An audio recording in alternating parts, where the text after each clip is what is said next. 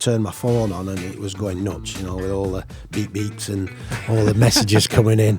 Contact me now, contact me now. Money FM 89.3, it's time for Sports Minutes with me, Zia-ul Raushan. Now, as far as bucket list interviews go, safe to say Sir Alex Ferguson is unsurprisingly pretty high up my list. And while I await that miraculous chance to sit down with the man who made me fall in love with football, today's guest is probably the next best thing.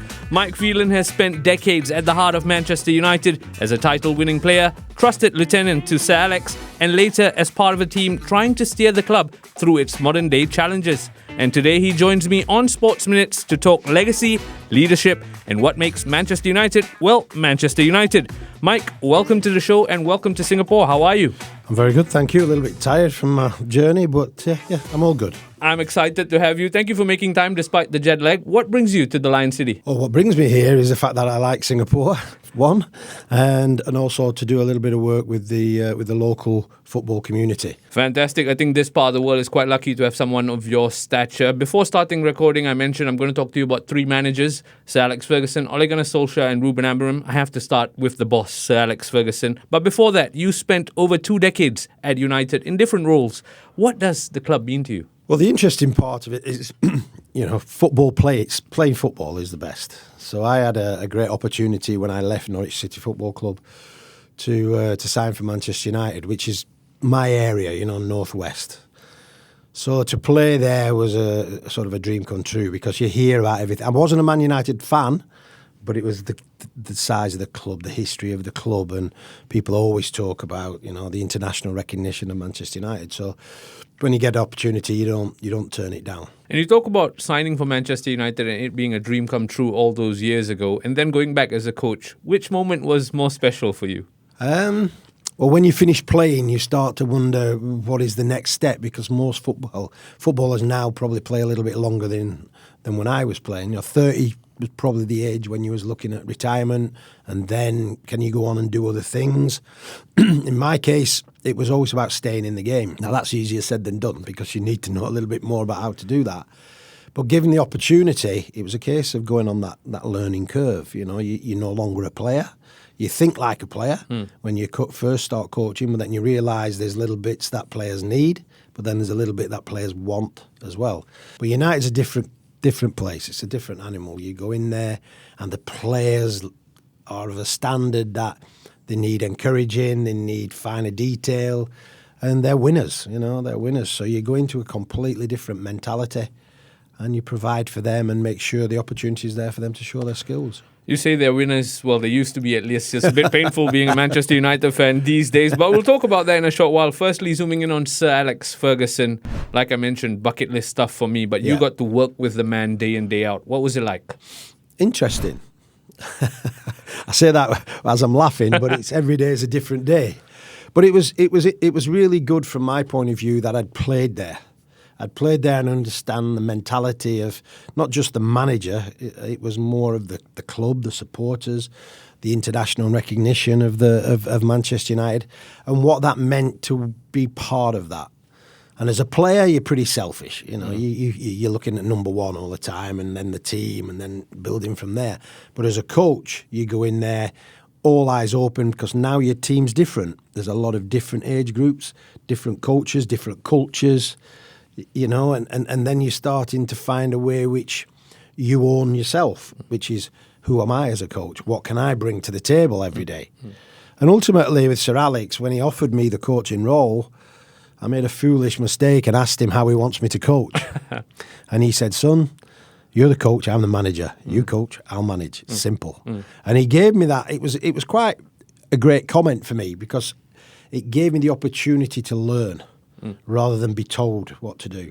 Yeah, you talk about Sir Alex Ferguson. He's written 2 books since he retired, I think 2 books, and he's obviously a beacon of leadership, right? What I want to ask you is, in terms of being a leader, you mentioned him giving you an open book, right? Was that his most strongest trait, to empower someone to go out there and do it, be it a coach or a player? It was, in a way, on reflection, because when you're in it, it just seems to move on and on. You're never looking back, you're always looking forward.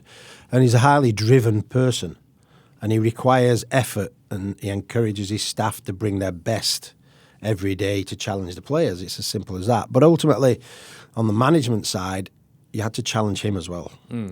And that was to sort of, he has his way of doing things, he has his disciplines, he has his very, very unbelievable understanding and knowledge of the game.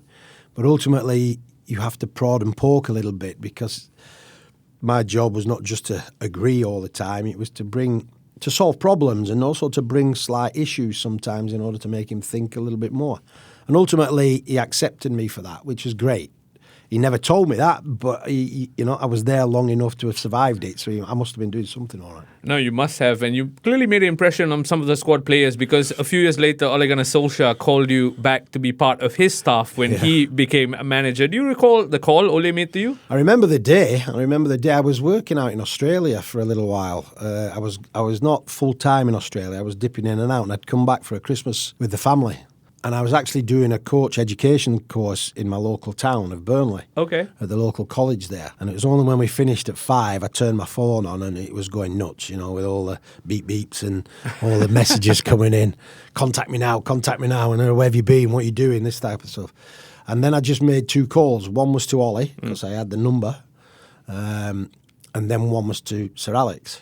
And I'm not sure whether it was a recommendation from Sir Alex or whether it was Ollie. But ultimately, it happened. And it was different. That was a different journey.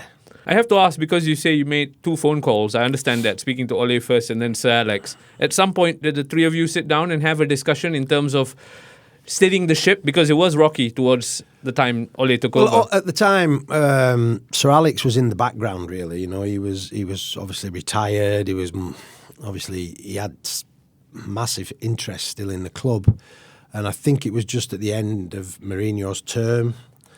And it was important to talk to Ollie first, because Ollie was the one that was taking over the reins, sort of thing. So I tried to separate that, because I'd worked with a great man for so long. I understood his traits, the way he worked. But I knew Ollie as a coach, because I was sort of head coach then when Ollie was sort of running the second team. So and I'd coached Ollie as well, funnily enough. I'm sounding old now, really, but giving away my age. But it all came together through that one phone call, and then it was a case of, well, how are we going to do it, what we're going to do? And it was incredible, really. The start of Ollie's career, it just was like liftoff. I mean, we took the team, we made 1 or 2 different changes. We put smiles back on people's faces around the club. The fans were really up for it. And I think we went on an unbelievable start, where we was undefeated for 12 games or something like that. And we went from nothing to something really rapid. I have to ask you this about Ole Gunnar Solskjaer, though I hate to do comparison questions, but were there any shades of Sir Alex in Ole Gunnar Solskjaer? The answer is definitely yes. Ollie understood the club and the way the club should operate and what it needs to be proud to be a Manchester United, not just a football player, but an employee. So he had all that in abundance. And it was a case of bringing back that mentality of it means something to lots and lots of people that we express ourselves and we deliver. I wouldn't say deliver results all the time, because that's not a given. Of course. But deliver a level of performance and consistency that people want to be fans again. They want to be there and they want to be excited. And he had that. He had that in abundance, Ollie. And his level of education within the game was excellent. Excellent. So he knew how to manage a club. He definitely knew how to manage a club. He knew how to definitely related to the players very, very well. Very, very well. You talk about putting in a performance. We'll talk about this day and age and how difficult it is in a short while. But sticking with Ole, right? You talked about the high of the initial start, and then there was the dip. And then there was a sort of high again. I think players came through. You guys made it all the way to a Europa League final as well. Do you think that was the defining moment of Ole's tenure at Manchester United? The Europa League final? Yeah. I think you judged on performances and you judged on results. But Ole had a good grip of the environment. The players liked him a lot. But I think reality hits sometimes, and this is on reflection. This is not something that you think about at the time, but on reflection, there's a moment when you know you need to change. And sometimes that change is either within the club or within the playing staff. And it needed both. It definitely needed both. And it was a case of how do we get to that point when those changes can be made. And the season's still going on, so results matter. Yeah. But all his tenureship up to then had been taking them from nothing to putting them in Europe and certainly in the second season. And so everything was building. but then you get a little bit of noise and a little bit of chaos comes in from outside, and the clubs seem to resort back to the same thing, which is the spotlights on the manager, the spotlights on the, where's it going from here? And we weren't at that time, and Ollie wasn't at that time to be able to change the staff and the players, because we were mid-season sort of thing. So there was no window of opportunity. So you have to survive that, and unfortunately that didn't happen. Mike, you talk about chaos from the outside, right? I'm going to try and address the elephant in the room. When you say chaos from outside, are we talking about Cristiano Ronaldo's return? No, we're talking about the whole... When you're at a club like Manchester United, there's always chaos. There's chaos inside and chaos. And it's great. I can live with chaos. I like chaos. Part of my life. When I've got 5 grandchildren, that's chaos. You know what I mean? If you can handle that, you can handle a football club. But chaos comes in for different things, because there's agendas everywhere. And there's media agenda, there's, supporter agendas. Boardroom agendas. That's natural. But if it grows and grows too much, somebody has to deal with that, and I think then that's the strength of a football club, when it comes together. And I can reflect a little bit on the Manchester United situation when we were winning. Nothing from the outside came in. Okay. It was always there. It was our place. It was solid. It was safe. And it was all about performing and winning. Once you get little openings from the outside coming in, then everything seems to be blown out of all proportion. There's a story here, and you guys live off, rumours and stories, and it can be a... But I think also the way things are now with telephones and, the interaction now online, social media, it's massive. And one thing just sparks another thing, and it's hard to control that sometimes. And I think the chaos comes because performances are not good, and everybody can do it better. Yeah. Everybody can do it better. Fans can do it better.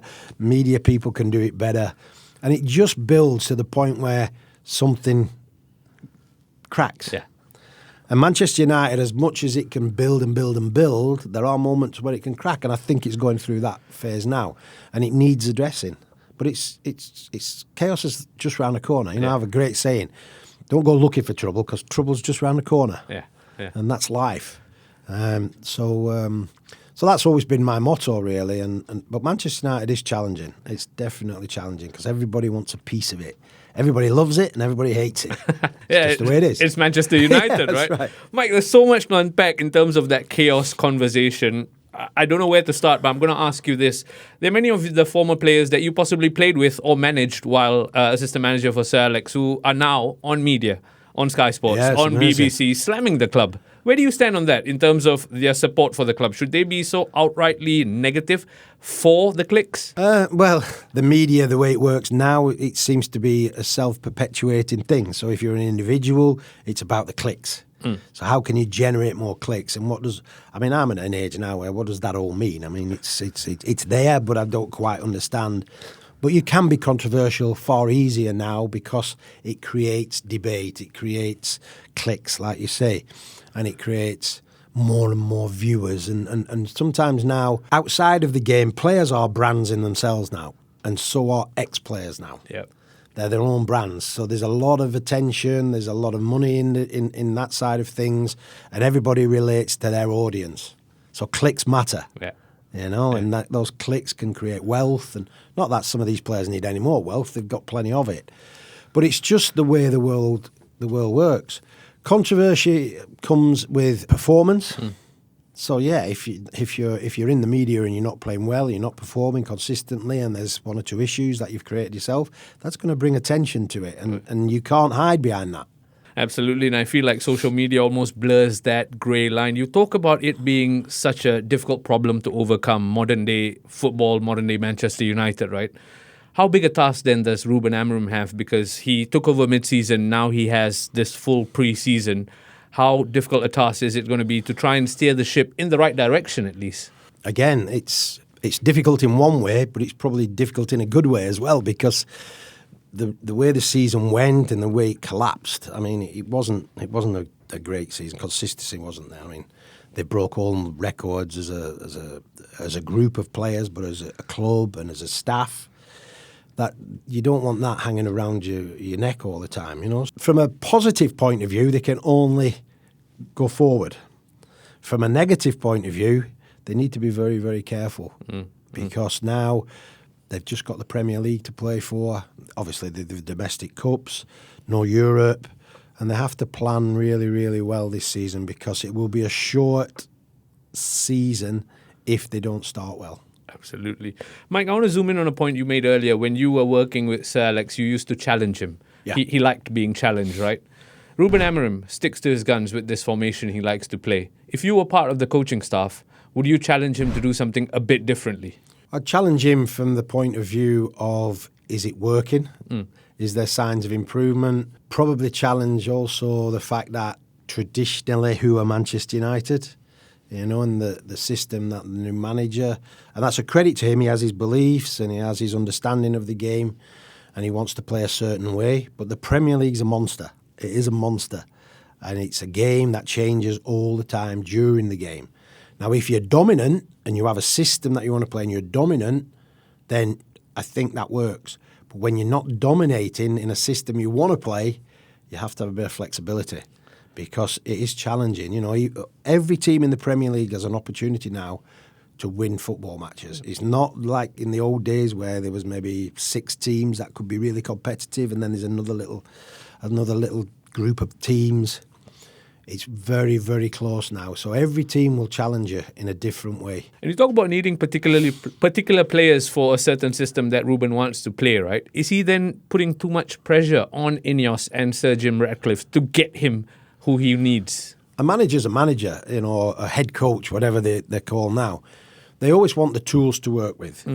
But I think when you come into a football club, you've done a bit of homework on the tools that are already there. But ultimately, he's gone in and he's set the tone. He's set the way he wants to play.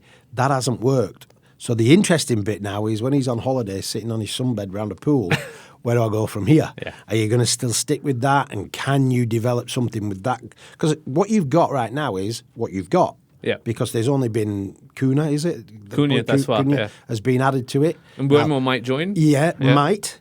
But it's a case of right now, he's got the same group of players with one added. Yep. Is that drastically going to change the dynamic of the team? He's probably thinking, I need some more. How many more? Their discussions higher up as to whether that can be provided. And I'm sure that, you know, the interesting part of Manchester United is there's owners and then there's shareholders. Yes. Now, where do you put the Glazers are the owners? Sir Jim Ratcliffe is a share in the club.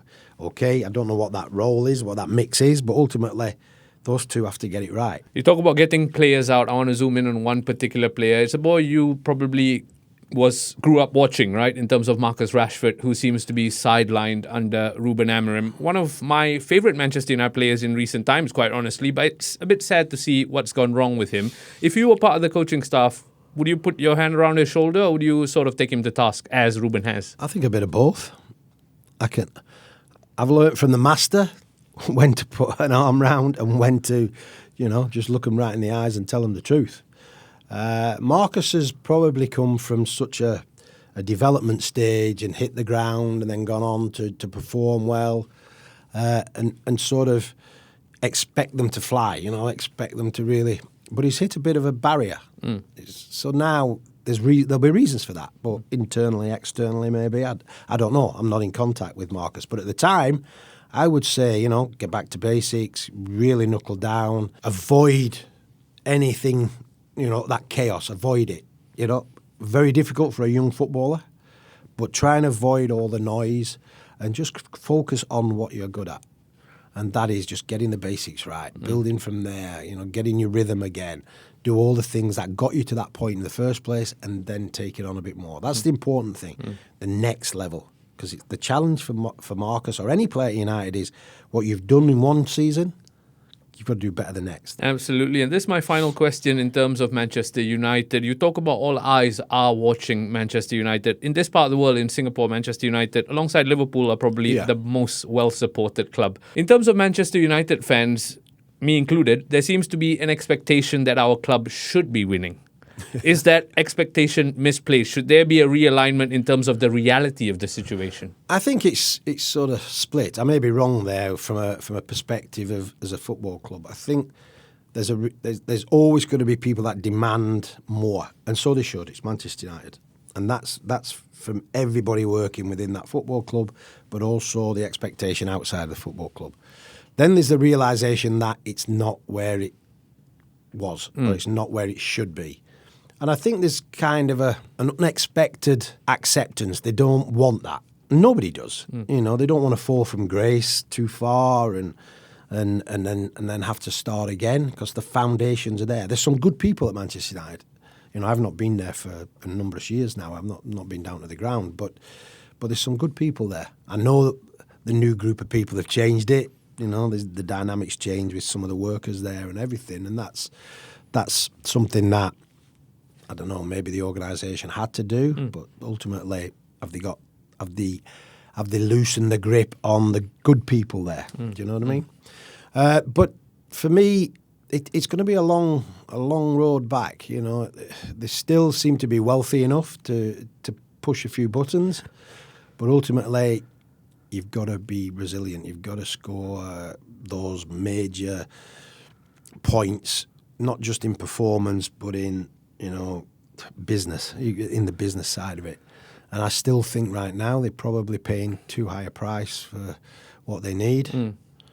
But they've put themselves in that position. Yeah, it's the Manchester United tax. You talk about it being a long road back. I hope there'll be some happy stops along the way, at least, to keep the United fans believing. Mike, we've spent a long time talking about Manchester United. Let's round it off by talking about Mike Phelan.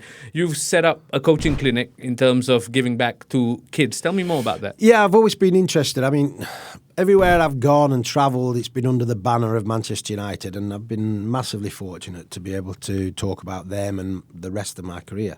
But I've always maintained that I started at the bottom. I started at grassroots level. You know, I played in a team when I was 9 years of age, 10 boys, 1 girl, played street football. And then it developed into a little bit of, you know, one of the players' fathers starts a team and playing against local teams, and then it grows and grows and grows, and then school. So I just thought about, do I really want to put my heart into that? And I do. So I set up about 5 years ago MP coaching, and it's been a learning curve coming out of the top end of the game, going into the grassroots environment. So now it's forming itself into education as well as sport. And I like the idea of MP coaching sitting in the sporting environment. So we can provide, and we are providing to numerous education authorities, where we can take MP coaching to grassroots level, invite a lot of mums and dads who are coaching because their kids play at some grassroots club all over the world, and we say, right, we're here for a period of time, maybe a couple of hours in the evening, maybe 2 or 3 days, maybe a week, and it's taking us around the world, and we get people in. It's a very open environment, and we chat and we talk football, which I find, you know, it isn't done enough now. You know, and all my you know, my chats now are based around kids of the future rather than the players that I used to play with. So even the likes of Scholes, Beckham, Giggs, they're starting to fade out a little bit now because there's others coming underneath. I used to talk about Maradona and these types of things. Kids have to Google that now. You know, who are they? You know? So I've got to get up and relative to the moment. But MP coaching is sport based. I've got plenty of people in there that can deliver coaching sessions to kids at grassroots level, all age groups, and also to the coach educators. And it's really working well, and that's why we're out here in Singapore for a couple of sessions, and I'm really looking forward to it. I've got a couple of guys with me, and you know what it's like forming a company. You've got to get the right content. It's mad, you know. It's, again, they do what they do, and I do what I do. But ultimately, it's getting down to the basics of what is it about, you know, what is the fun aspect of it, and what is the bits that really matter. It's not just turn up, be a footballer. I'm a Ronaldo. Of course. I want to be a Rooney. Oh, brilliant. Yeah, but you're 7 years of age, or you're 10 years of age, or you're 15.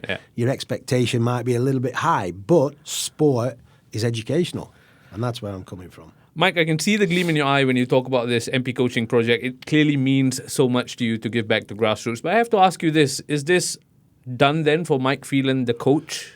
No, it's never done. It's never done. This is something I should have set up whilst I was still at that level, you know. But it's just never had the time. 24/7. Manchester United, like I say, it's just never ending.